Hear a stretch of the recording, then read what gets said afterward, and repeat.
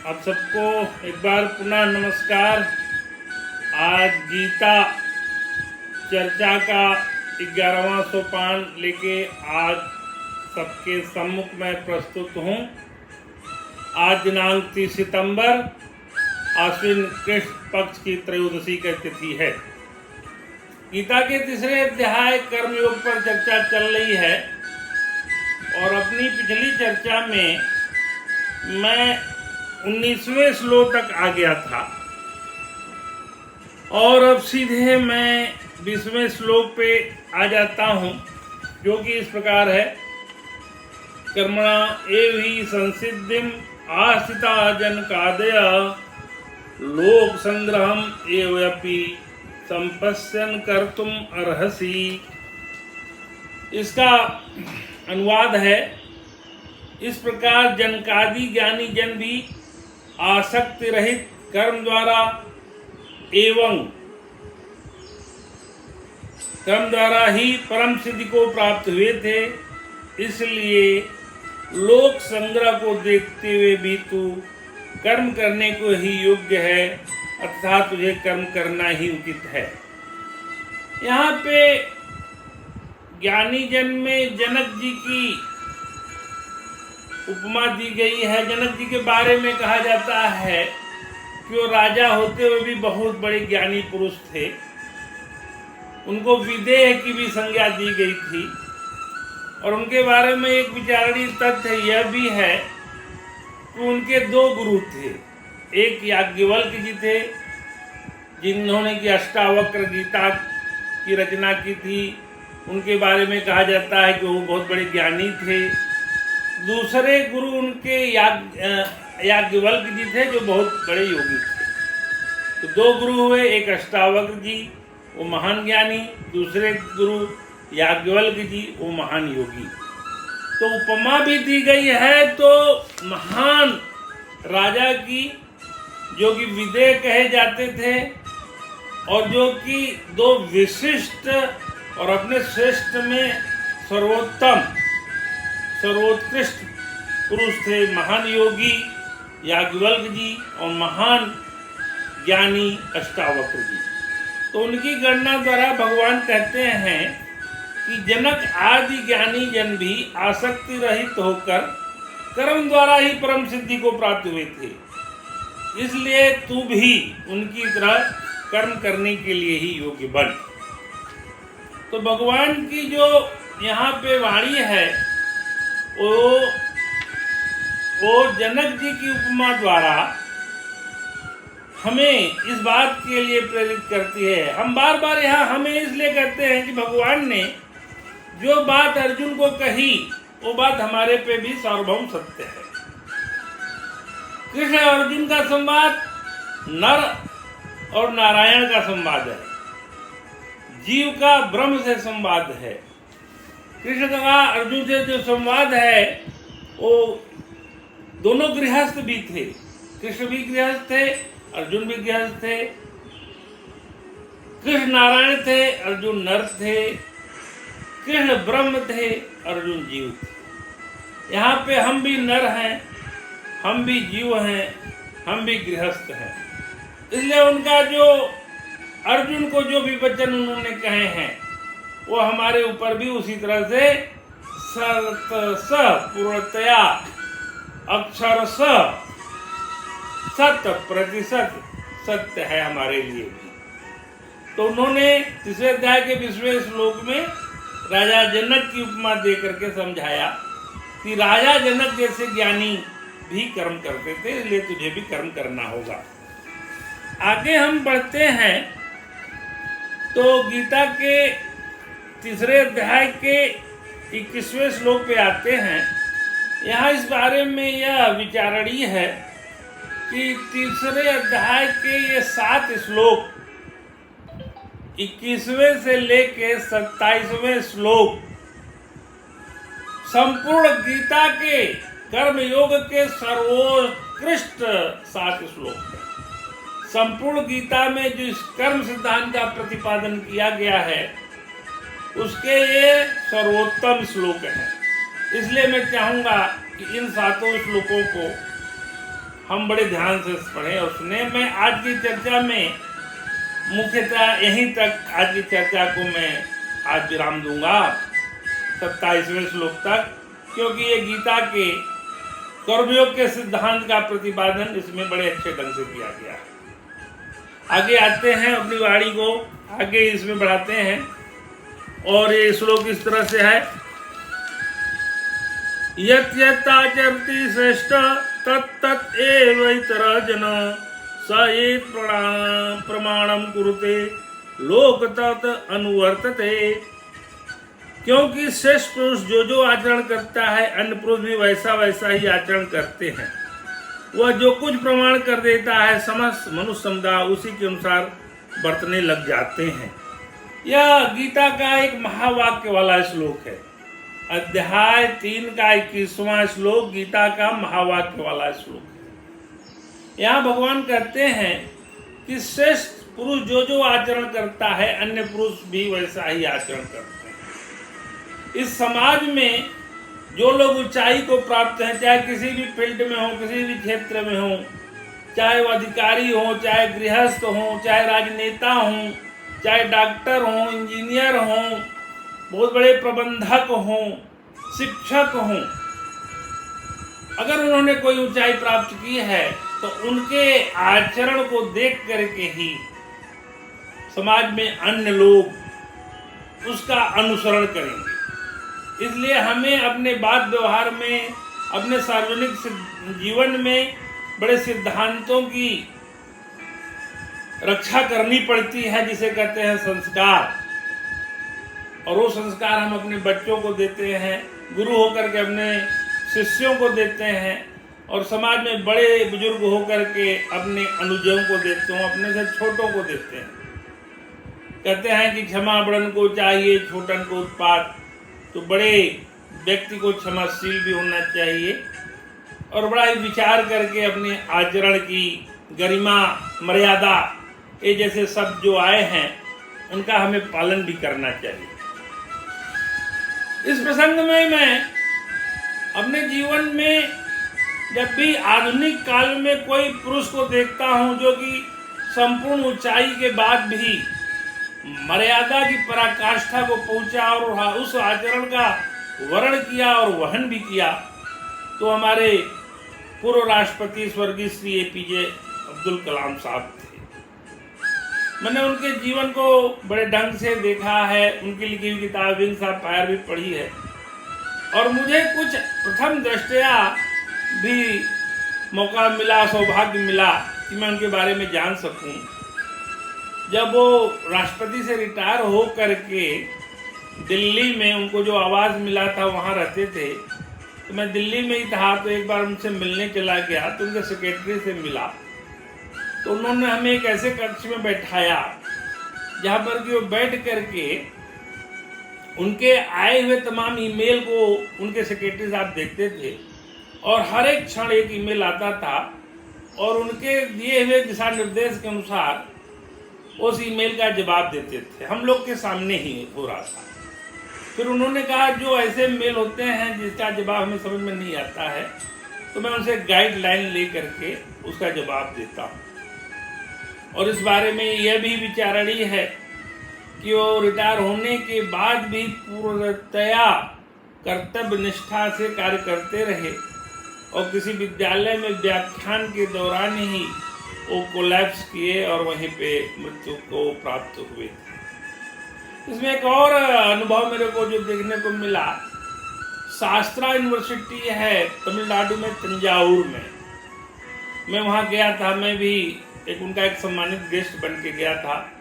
तो उन्होंने अपने जो वहाँ पे आवास था, गेस्ट हाउस था, उसमें मुझे उन्होंने वही कक्ष दिया जिसमें कि वो अक्सर रुका करते थे। तो मैंने इसका कारण जानना चाहा, तो उन्होंने कहा कारण तो कुछ नहीं है, लेकिन ये कक्ष कलाम साहब को बहुत प्रिय था। तो हमने देखा तो कक्ष तो सामान्य था, लेकिन वो उस गेस्ट हाउस के बिल्कुल एकांत और कोने में था, तो वो उनको अच्छा लगता था। तो उन्होंने बताया कि उनके पास 2 सूटकेस थे केवल, एक किताबों से भरा रहता था, एक कपड़े रहते थे। और इसमें आकर के 8-10 दिन का वो विश्राम लेते थे। वो कहते थे कि मैं अध्ययन करूंगा, मुझे कोई डिस्टर्ब न करे। यह बात उन्होंने उनके अवकाश प्राप्त होने के बाद की बताई थी और बताए थे कि इसी में उनको समय समय पे खाना पहुंचा दिया जाता था। कभी कभी तो खाना भी भूल जाते थे और वो दिन रात अपना पढ़ते रहते थे। कब सो जाते थे कोई उनको डिस्टर्ब नहीं करता था। एक लुंगी पहन के, धोती नुमा और शर्ट पहन के वो कभी कभी बीड़ा वादन किया करते थे, ऐसा उन्होंने बताया।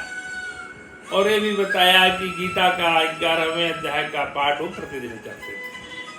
तो एक महान कर्मयोगी थे। उन्हें मिसाइल मैन कहा जाता था। उन्होंने भारत में को मिसाइल क्षेत्र में बहुत ऊंचाई पे पहुंचाया। उनके जन्म स्थान रामेश्वरम में भी उनके घर को मैं देखा। तो आधुनिक संदर्भ में, आधुनिक भारत में जो कर्मयोगी थे उसमें मैं श्री APJ अब्दुल कलाम साहब के जीवन से बहुत प्रभावित हुआ। इसलिए इस श्लोक में अगर मैं किसी को अपने को इसके श्रद्धा उपयुक्त पाता हूँ, मेरे द्वारा, मेरे प्रज्ञा द्वारा, मेरे वाणी द्वारा, तो श्री APJ अब्दुल कलाम साहब थे। मैं उनको यहाँ नमन करता हूँ और हम सबको यही प्रेरणा मिलती है कि भले ही अवकाश प्राप्त हो गए हों, लेकिन आप जिस क्षेत्र में हों और जिस क्षेत्र में मानवता को आप कंट्रीब्यूशन दे सकते हैं उसमें अपना सर्वोत्कृष्ट मानवता को अपना जो है कंट्रीब्यूशन दे। आइए हम आगे 22वें श्लोक पे चलते हैं। न मे पार्थ अस्ति कर्तव्यम त्रिषु लोकेषु किंचन न अनवाप्तम अवाप्तव्यम वर्ते एव च कर्मणि।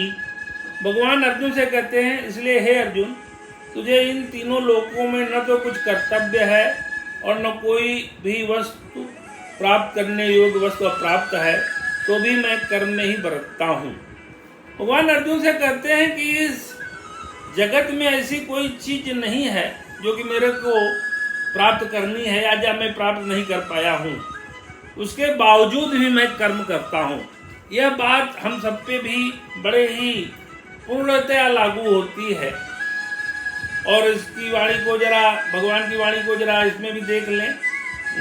गीता प्रबोधिनी रामसुखदास जी ने लिखा है, गीता प्रेस की, इसमें लिखा है, हे पार्थ, मुझे तीनों लोकों में न तो कुछ कर्तव्य है न कोई प्राप्त करने योग्य वस्तु अप्राप्त है, फिर भी मैं कर्तव्य करने ही लगा रहता हूँ।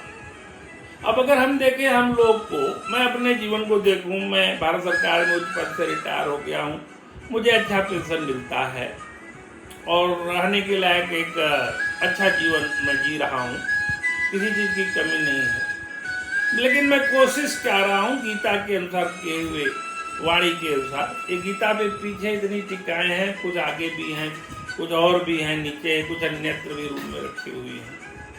मैं इन टीकाओं का रोज अध्ययन करता हूँ और जो उससे एसेंस निकलता है वो मैं अपना कर्तव्य समझ करके आप लोगों को लाता हूँ। मुझे न कोई इसमें किसी भी तरह की प्राप्ति की आकांक्षा है, न अपेक्षा है, न मैं चाहता हूँ।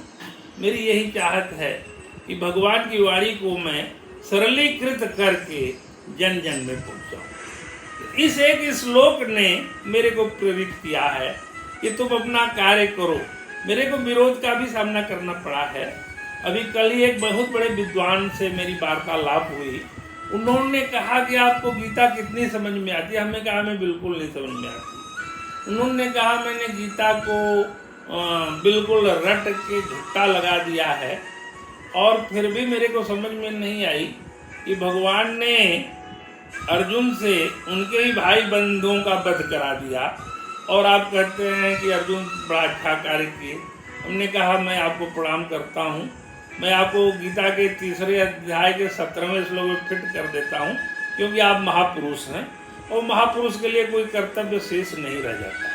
लेकिन हम जैसे पुरुषों के लिए, जो सामान्य पुरुष हैं, उनके पर गीता अक्षरशः लागू की जाती है, क्योंकि भगवान ने महापुरुषों के लिए एक श्रेणी दे दी है कि उनके लिए कोई कर्तव्य कर्म शेष नहीं रहता है। लेकिन जो सामान्य पुरुष है, अर्जुन जैसे पुरुष, हम जैसे पुरुष, उनके लिए कर्तव्य कर्म शेष है। यहाँ यह विचारणीय है और यह बताना समीचीन भी है कि गीता में कहीं कर्मयोग की प्रधानता है, कहीं ज्ञान योग की प्रधानता है, कहीं कहते हैं कि ज्ञान योग श्रेष्ठ है, कहीं कहते हैं कर्म योग श्रेष्ठ है, और लास्ट में जाते जाते 18वें अध्याय के 66वें श्लोक में कहते हैं अर्जुन से कि सर्वधर्मान परित्यज्य मामेकं शरणं व्रज अहं त्वां सर्व पापेभ्यो मोक्षयिष्यामि मा शुच। यानी मेरी शरण हो जाओ, शरणागति को प्राप्त हो जाओ। तो शरणागति तो भक्ति योग की पराकाष्ठा है, यानी कर्म योग ज्ञान योग के बाद भी शरणागति सर्वश्रेष्ठ है, जिसे मैंने पहले के अपने प्रवचनों में मार्जरी भाव कहा था। एक भाव मरकटी भाव होता है, एक मार्जरी भाव। मार्जरी भाव शरणागति भक्ति योग वाला होता है।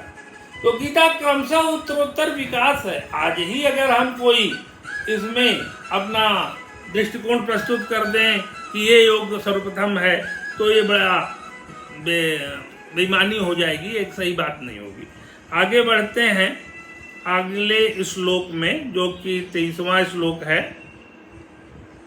यदि हम न वर्तेयम जातु कर्मणि अतिन्द्रित मम वर्ष अनुवर्तन्ते मनुष्या पार्थ सर्वसा।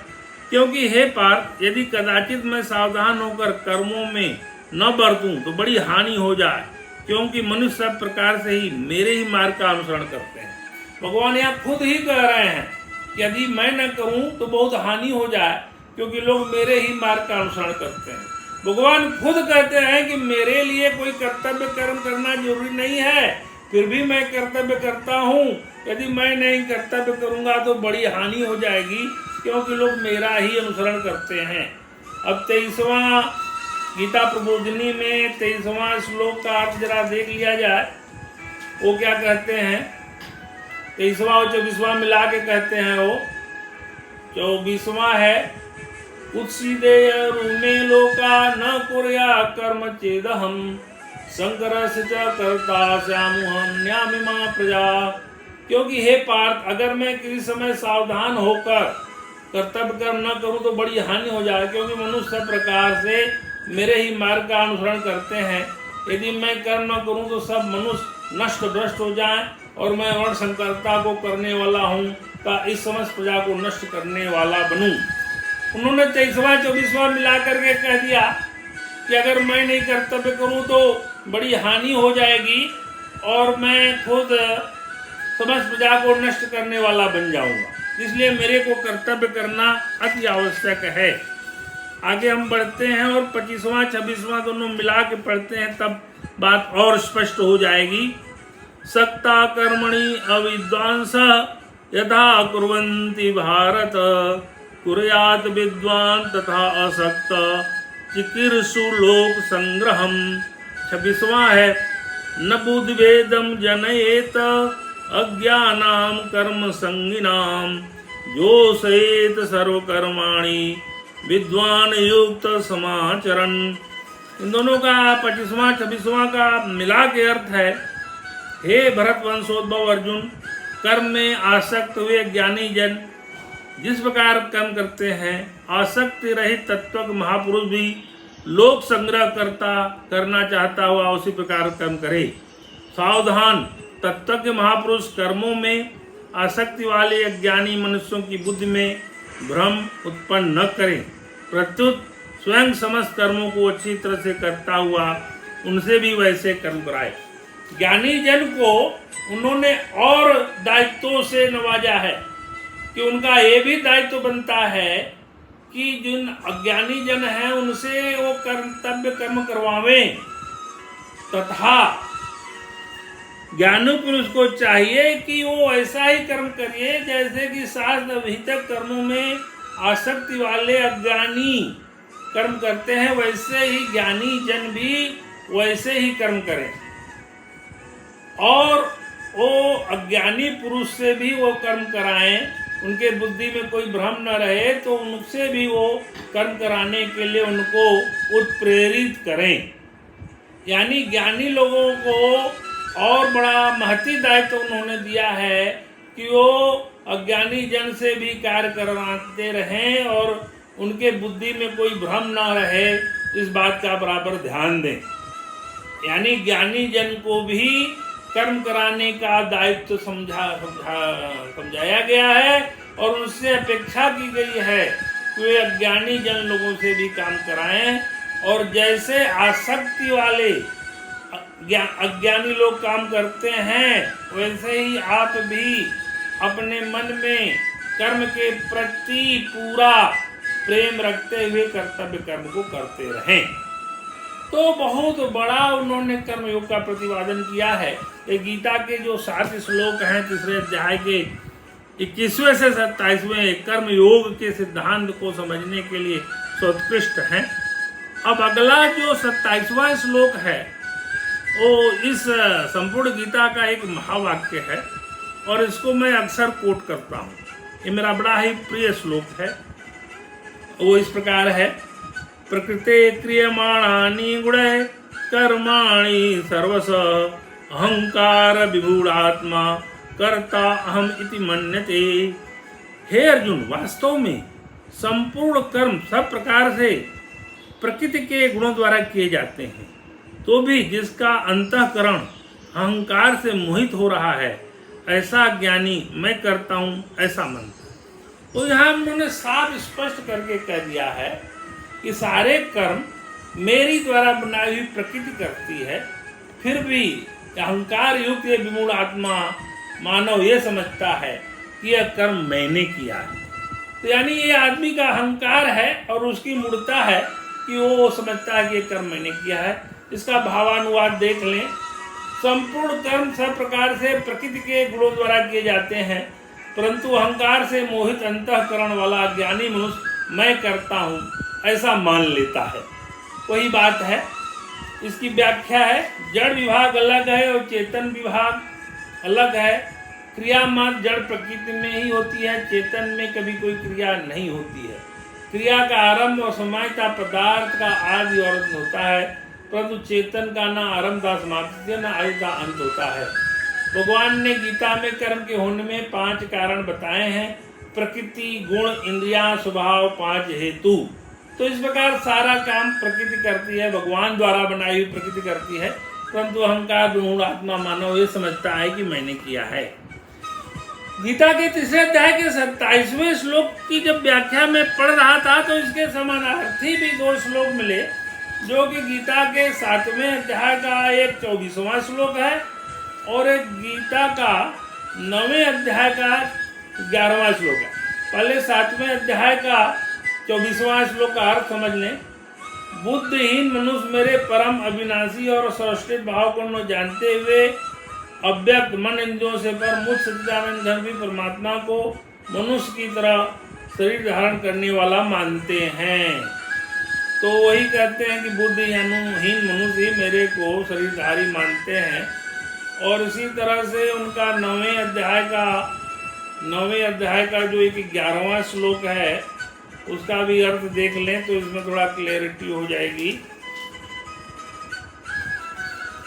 मूर्ख लोग मेरे संपूर्ण प्राणियों के महान स्वरूप से भाव को जानते हुए मुझे मनुष्य शरीर के आश्रित मानकर था साधारण मनुष्य मानकर मेरी अवज्ञा करते हैं। तो इन्होंने साफ कर दिया है कि लोग मेरे को सामान्य जो मानकर मेरी अवज्ञा करते हैं मूढ़ हैं, और मेरी द्वारा बनाई हुई प्रकृति संपूर्ण कार्य का संपादन करती है और अहंकार युक्त विमूढ़ आत्मा मानव समझता मैं करता हूँ। यानी सारा कर्म मेरे द्वारा बनाई हुई प्रकृति करती है। ये मनुष्य का भ्रम है कि वो यह कार्य कर रहा है। तो आज की चर्चा में गीता के कर्मयोग के सिद्धांतों का जो प्रतिपादन अध्याय 3 के 21वें से 27वें श्लोक में हुआ था वो मैंने करने का प्रयास किया। और श्रेष्ठ मानवजन के रूप में मैंने श्री APJ अब्दुल कलाम साहब की चर्चा करते हुए उनका उदाहरण प्रस्तुत किया, जो कि आधुनिक युग में सबसे बड़े कर्मयोगी के रूप में मुझे प्रतीत होते हैं। वैसे बहुत सारे कर्मयोगी हैं, अगर किसी की भावना को ठेस पहुंचा हो मैं उसे क्षमा प्रार्थी हूँ। मेरे को जो दिखने में और सामान्य चर्चा में बात व्यवहार में और जो मेरे अनुभव में आए थे वो मैंने वर्णन कर दिया है। वैसे हरि अनंत हरि कथा अनंता। और गीता के तीसरे अध्याय के 27वें श्लोक पे आके मैं अपनी वाणी को विराम देता हूँ। अभी हम तीसरे अध्याय में 1-2 चर्चा और करेंगे, फिर कर्मयोग की पूर्णता प्राप्त होगी। नमस्कार। एक बार फिर से ओम कृष्णाय वासुदेवाय हरे परमात्मने व्रतक्लेशनाशाय गोविंदाय नमो नमः। नमस्कार।